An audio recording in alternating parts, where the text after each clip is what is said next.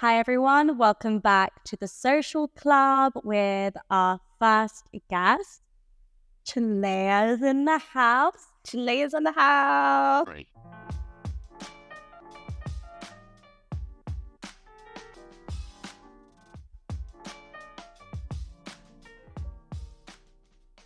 Just two Geminis talking.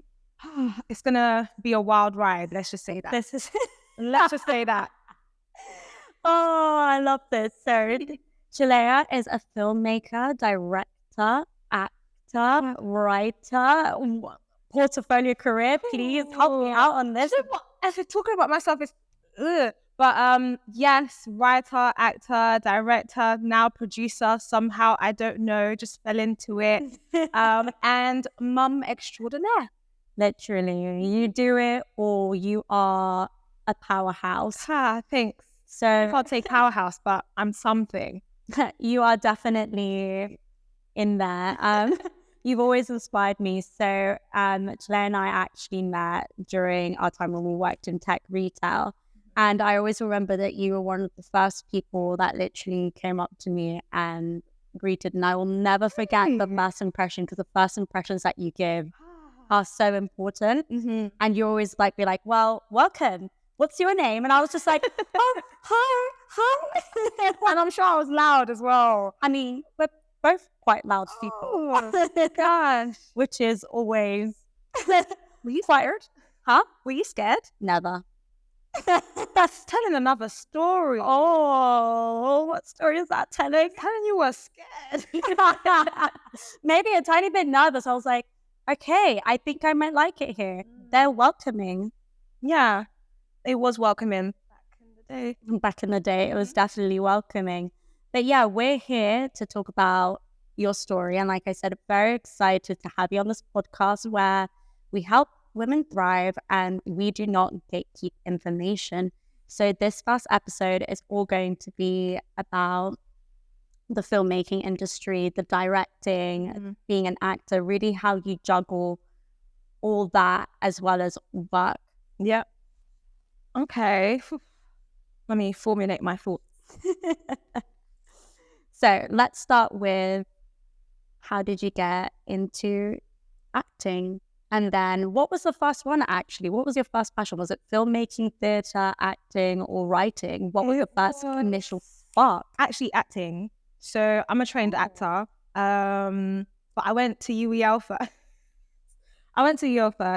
Because Wait, what's UEL? University of East London.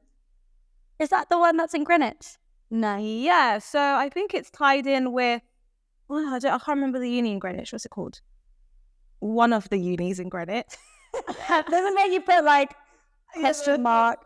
But I was in Docklands, so that was where my campus was. Docklands and also Stratford. Yeah. So we were close to Stratford East Theatre, I think. Yes. Yeah. Yes, relocating. And that was good actually, because we had practitioners, real working practitioners come and workshop. And see, I feel like not many unis do that these days, unless you go to drama school like RADA, View, those prestigious ones. Yeah. Whereas it's really extraordinary to hear that, because I went to Roehampton and I never got that. Really? No, it was so good. They even got is it Marina Abramovich? She didn't come. I was like, no. But what is it? Theatre of the Spectacle. We actually had a practitioner. I can't remember her name now because it was years ago. I know I look really young, but it was years. You do look young. Thank you. But yeah, we had one of those practitioners come in. We were talking about how falling down the stairs in a strategic way was a form of art, or just sitting in a room.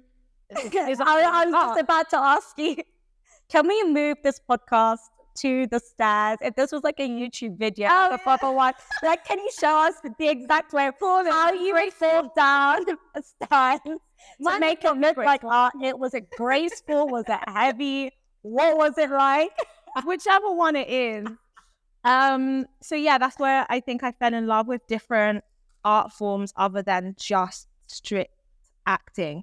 In fact, I don't think I enjoy like Shakespeare as much as other people. Yeah. I like new writing, Contemporary. musical theatre, contemporary, and something that actually has more and a story that I can relate to. Not saying that Shakespeare isn't that. I can't relate. But also I feel like it's sometimes cool when they completely adapt theatre. Not adapt theatre, sorry, adapt Shakespeare into modern theatre. Like like Adrian Lester with Othello. That was they played at the National, I want to say around, I feel like it was 2015. Yeah. 2016 he was there, and you would have never thought that was Shakespeare. It was a complete modern adaptation. They actually did it based on the war in Afghanistan, and it was we watched it like 3 times, and each time you were still so shocked about certain scenes, and you were like, but then you would have never thought that was Shakespeare. It was a crazy adaptation, but it's nice when they do use that, but they change it to like contemporary something different. Yeah. I think that works as well. Yeah, definitely. So you were saying how you went through like those practitioners and everything, and that sparked your love. It did, and I'm happy that I went to uni instead of drama school, because I like acting is one of those things where, so you probably know this, but you're questioning yourself like 100% of the time, and when you're young, it's like 18 straight out of college, that's not something that you need. But I needed to go to uni to like have a culture shock from Essex to London first, before actually delving into like acting. So would you say you connected more to your Zambian roots when you started acting? I think so. Well, when I went to uni, for sure, because I have like these amazing group of friends who shaped who I am today in terms of like actually pioneering my Blackness and being comfortable in myself and in my skin, because Essex is, well, at the time it was a terrible place for like my self-esteem in terms of like just being Black and a wise who you are and expressing who you are and feeling safe within that space. But going to uni, I was like, oh my god, yes. Like I am free to express myself, and I feel like in the work that you do as well, you're always expressing your roots and expressing who you are, and you could really see that through all that work that you've done. Like I also saw that you did the Gucci campaign, and then your poems as well recently, talking about your expressionism and everything. Like you really tapped into your roots there, so that's why I was like, did university really spark that? And it's lovely to see that it did. It definitely did, but it was, so after uni, I did go to drama school. Eventually I went to Fourth Monkey. Have you? Yeah, it was really good. My season, I did a year of a monkey, and I was lead most of the time. You're like just going to flip my hair. I am the protagonist. I am me. I am the center. Exactly. But no, I just liked how they directed their plays. It was like really dark stuff that we did. Yeah, but I loved it. And I was like, oh my gosh, like this is the type of work that I want to do. And my plays are quite dark, I'm not gonna lie. Because they talk about racism, they talk about whether there is hope. I'm asking big questions, I'm trying to provoke the audience.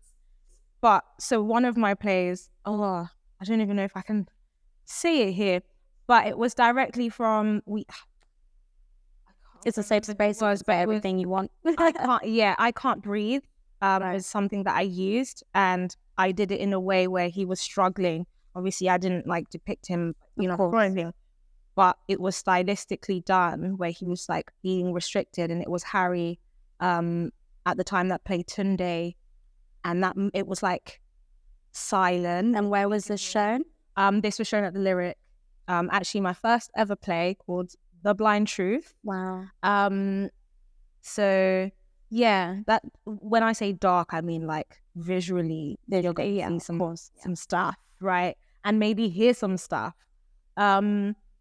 But yeah, so it was from Fourth Monkey where I just kind of fell in love with that kind of art form, like that Brechtian kind of style. Yeah.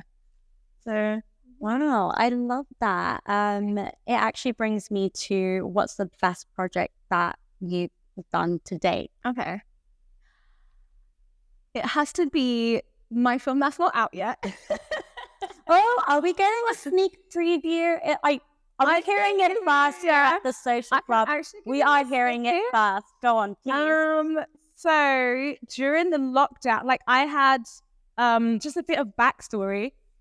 I had invited a producer from the Mercury Theatre to come watch The Blind Truth and Lyric. Her name is Latif. And she was like, oh my gosh, we really need to get you creating work at the Mercury in Colchester. So I became an associate artist there. So I'm still currently an associate artist there. So I moved back to Colchester when I was pregnant with my little baby. Eli, you can Let's don't cut it, but cut it. Yeah, so I was with Eli and then was about to do my first project with the Mercury. It was an R&D of a play that I wrote called Boundless. For some people might not know what an R&D is. So an R&D is research and development. And that's basically where a writer can workshop whether a script is working or not with a director and also actors. So would you say that the first thing that you would do would be a reading first? No, so for us, it wasn't. Oh, okay, I guess. Like, yeah, it's more like a rehearsal. So in rehearsal, you do the reading. You can do a reading before an R&D. So those are two separate things. I just went straight into the R&D with the actors and the director to kind of put it up on its legs. That's amazing. Yeah. I also have that. I'll send it to you. It's a little YouTube. Let me send it. Send it, and I'll actually put it in the description of the podcast as well, okay. So others can actually enjoy it. I'm really hating that play, but yeah. Like, she hated it, but yeah, sure, you can add it in. I say all of that to say this was the beginning of 2020. That's when we had. Oh wow, yeah. Yes, 2020. Yeah. What a year. So then, like a race. Obviously, we went into a lockdown, and all the theaters were kind of closed physically. And yeah, we were having to like online stuff, but it wasn't as tangible as TV. So I had a mentor called Hetty Shand at the time, and she really like inspired me to go into film. And actually, she was like, just go outside and just film something. And I was like, okay. So I reached out to a DOP called Idris Reese, and I literally just like, hey, maybe next year I have an idea we can possibly play with. And he was like, mate, let's just make work. And I was like, especially since everyone during that time just had invaluable time. And I know where we worked as well, we were given that time. We were very fortunate of that. So we definitely count our blessings with that. Absolutely. So why not, when we've got time, we might as well create something. I feel like sometimes you really need to exercise your creativity, or else, I don't know about you, but mine goes kind of numb. Yeah, that's true. Oh my gosh. And it kind of did, because I was like, my son was months old. He just turned 1, or however old he was back then. He's 4 now. I'm not good at math. And yeah, so I reached out to him, and I kind of wanted to now do something positive, whereas my theatre work is kind of dark. So it does pose the question, like, what is racism? Why is racism a thing? I wanted to kind of do something that was more empowering and uplifting, in the sense that I'm actually now showcasing Black women and their beauty. It's like, I felt like I needed that for myself, just to be like, no, you are beautiful and you are good enough. Yeah, that's beautiful. It's also like feeding your inner child. Exactly. Yeah. So I just wanted to do something where my nieces could like have a look at it and be like, oh my gosh, this is gonna shape who they want to become, and who they see in the mirror is actually someone who is beautiful, and who does belong.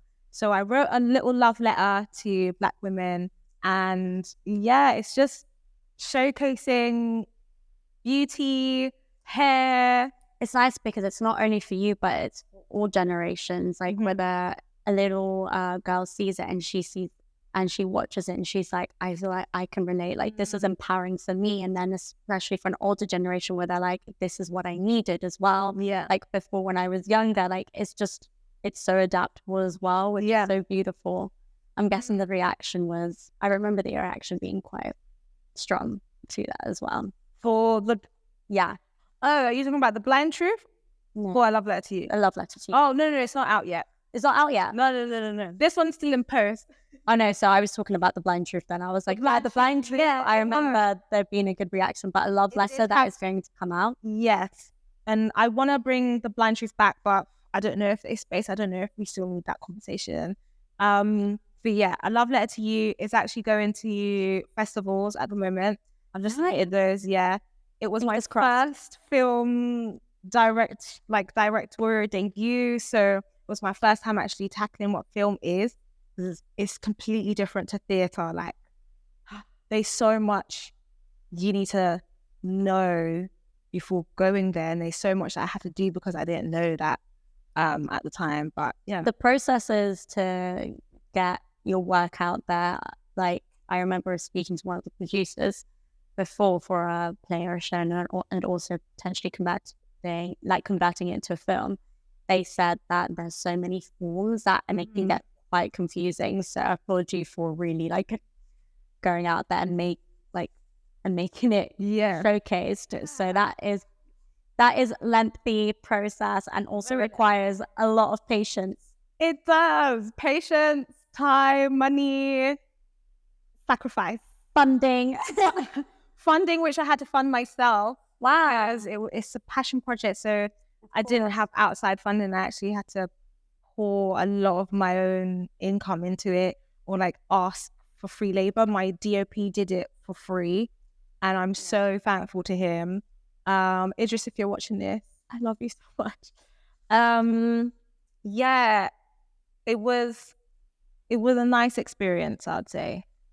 Something that I definitely want to do, for sure. When do you think it would be then released to the public? So hopefully by the end of the year, and I will be coming with dates. Definitely. I would like you to come back as well when it's done, and then we can talk all about it even more. Hopefully it's been selected to some festivals so I can come back to be like, yeah, so this festival was saying this. And if you're watching this now, can you select them? Yeah, please. That will help you massively. And I actually wanted to ask about what advice would you give to someone who wants to get into directing, acting, or even the film theatre industry, as well as balancing a job and not being in scarcity mentality? Because one thing that I've definitely learned, I know we've had different conversations about this, is that there could be a lot of like second guessing yourself because there is a lot of instability when it comes to getting into the film and theatre industry. And I think it's for you that does so much within it. I think it's be good if you like shed some light on like the actual realities of it and what kind of mentality you need to get into it. I would say what everyone said. Well, one, imposter syndrome is a thing massively. And it just like creeps up on you as well. And then instead of thinking about what you have done, you're like, how can I even do this? Like, clearly I'm not as good as someone else. But that's not true.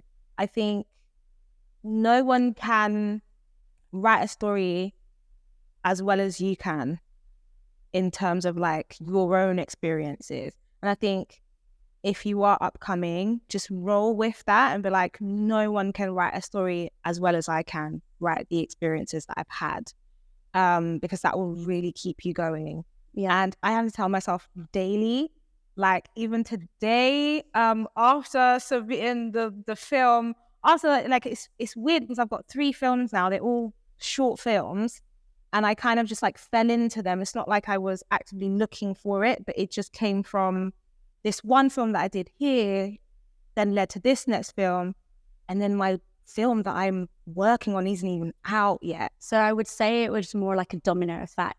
Yeah, definitely a domino effect. And there will be a time where even when you're having that, you're still going to think, oh no, I'm not good enough. Like, no, I can't do it. But that's a lie, because hello, here's a project that you've done. Here's a project that you've done, and here's a project that you want. And everyone has believed in it. So exactly, I think the key is if you believe in yourself first, other people will then believe in it. But I feel like what we do a lot is we put our belief in other people's hands, and make sure that we get validated through that. And sometimes it's like we don't need others' validation first. It's like your validation for you comes first, that yes, you can do this. This is the projects that I've done. Like, to even think about that in the last 4 years, 3 to 4 years, you've had nearly now 3 movies, like including some plays as well, right? So that is a big achievement. That's nearly like every single year there's something that's been out and showcased. So it's just you, like when you submitted that short film, just being like, you know what?